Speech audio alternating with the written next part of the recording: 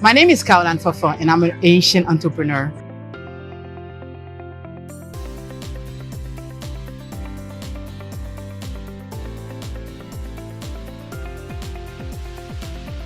The main thing with me is I juggle so many businesses. I was looking for someone that I would not have to oversee or micromanage.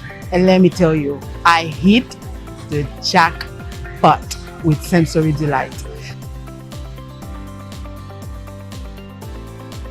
I've been using Sensory Delight for years.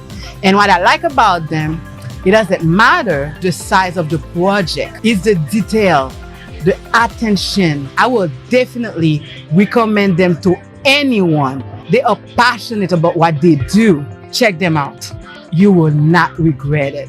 Hey, my name is Chef Alan Lemaire. I'm the executive chef, co-owner of Sensory Delights Catering. We provide all types of services from social gatherings to weddings, and we also do events outside of the state. I'm Neima Belancourt, the co-owner and food and beverage director at Sensory Delights Catering.